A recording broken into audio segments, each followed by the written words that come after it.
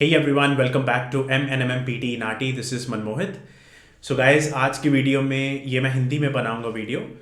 Basically ये share करने के लिए कि जब आप एग्ज़ाम देते हो या इवन इफ जब आप प्रैक्टिस करते हो तो आपको माइक्रोफोन पोजीशन मतलब कौन सी सही है, कहाँ पे आपको माइक अपना रखना चाहिए अपने हेडफोन्स का, टू मेक श्योर कि आपका जब आप एग्ज़ाम में अपनी स्पीकिंग करो तो mic should not be the reason जिसकी वजह से आपका स्कोर ना आए.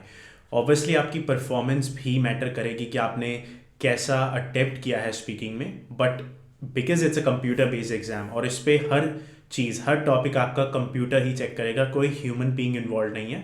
तो हमें ये मेक श्योर करना है कि एग्जाम में जब हम अपना माइक पोजीशन उसको सेट करते हैं तो it has to be ideal, it has to be the correct one, तभी जाके हमें वो पूरा स्कोर दे पाएंगे परफॉर्मेंस के बाद.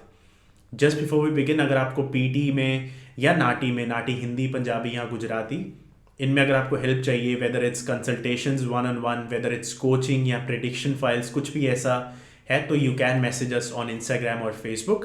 लिंक्स डिस्क्रिप्शन में होंगी, उन पे चाहे क्लिक करो, चाहे जस्ट सर्च फॉर MNMMPT नाटी and you will find us over there.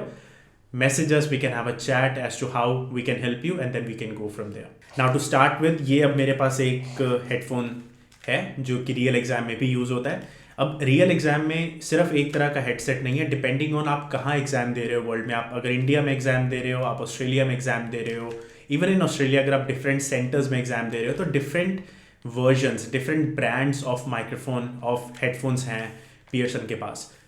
एक रूल लेकिन अप्लाई करेगा हर हेडफोन के लिए, डजेंट मैटर कौन से ब्रांड का आपको दिया गया है. तो ये वीडियो डजेंट मैटर आप किस सेंटर में दे रहे हो, ये आपके लिए अप्लाई करेगी.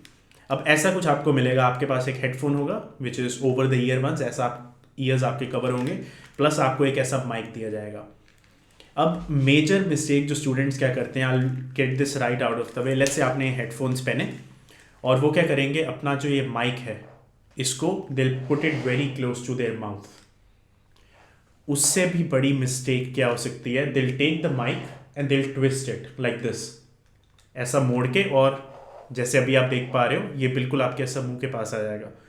ये एब्सोल्युटली गलत पोजीशन है माइक की. ये तो डजेंट मैटर आपकी स्पीकिंग कैसी होगी एग्जाम में, you will never get a full score. Full score छोड़ो, चांसेस आर कि हो सकता है कि आपको कोई भी स्कोर ना मिले, डिपेंडिंग ऑन कि आपने कितना लाउडली बोला और कितना ज़ोर से बोला और कितने लोग आपके आसपास बैठे थे, तो बड़ी चीज़ें इफेक्ट करेंगी. तो ये तो बिल्कुल ही गलत हो गया कि you have to put it next to your mouth. Mic check करने का हमेशा बेस्ट तरीका क्या होता है, लेट्स से आपने हेडफोन जैसे पहन लिए, उसके बाद आपको क्या करना है, the very first thing that I would be starting with this, कभी भी पहले तो ये मत लेके चलो कि once you know what is your correct and ideal microphone position, उसी को आपने एग्जाम में फॉलो करना है. एग्जाम में डिपेंडिंग ऑन व्हाट हेडफोन और what headset you get, mic position differ कर सकती है थोड़ी सी. तो आपको बेसिकली क्या करना होगा, when you go and sit for your exam, ये आपका माइक है, keep it at the very bottom, सबसे नीचे जो हो सकता है. Right now as you can see it's right in parallel to my chin. तो ये मेरी सबसे पहली माइक पोजीशन होगी. डिपेंडिंग ऑन आप कौन है, आपकी वॉल्यूम कैसी है, आपकी आवाज़ की पिच कैसी है, सब हर बंदे की माइक्रोफोन पोजीशन डिफरेंट होगी. तो हमें ये फिगर आउट करना है कि हमारी कौन सी सही है. एक बार आपने अपने जॉ अपने चिन के साथ इसको ऐसा पैरेलल रख लिया, आपको एग्जाम में you will get that mic check screen at the very beginning. जब आप वहाँ पे स्टार्ट पे क्लिक करके रिकॉर्डिंग पे क्लिक करके you can speak couple of sentences and then you can listen to yourself back.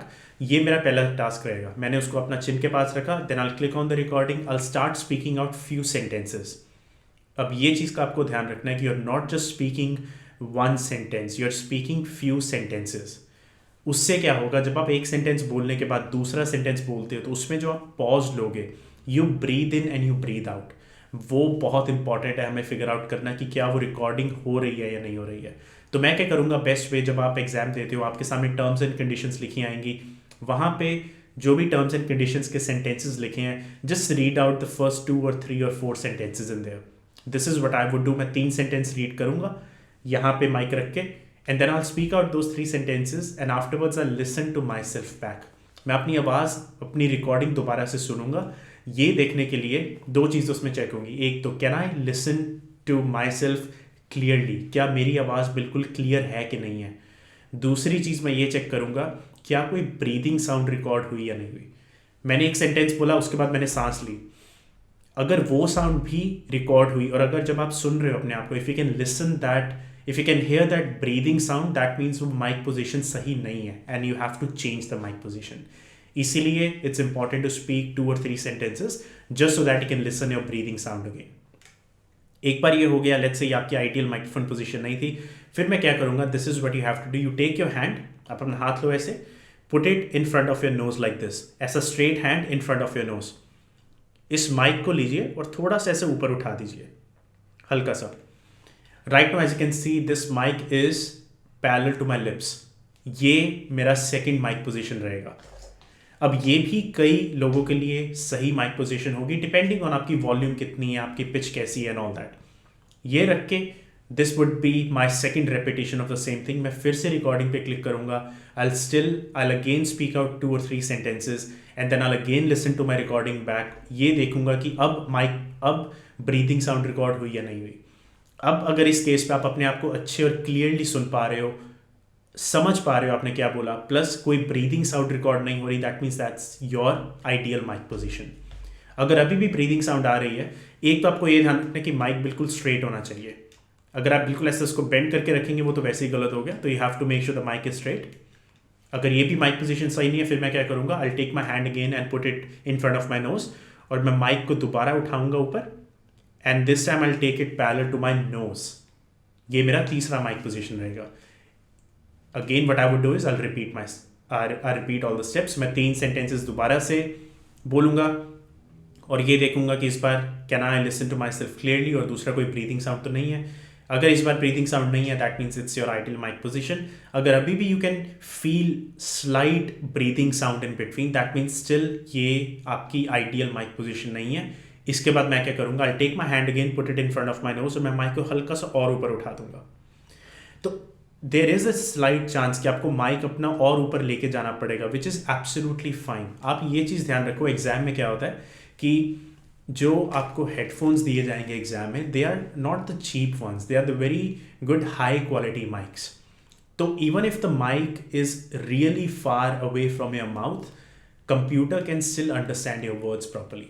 तो माइक ऊपर ज़्यादा दूर होने से कोई इतना फ़र्क नहीं पड़ेगा, as long as the computer can understand your words properly. हमारा मेन गोल माइक को ऊपर लेके जाने का इसीलिए है, जस्ट टू सी कि जो आप बोल रहे हो उसमें ब्रीदिंग साउंड तो रिकॉर्ड नहीं हो रही.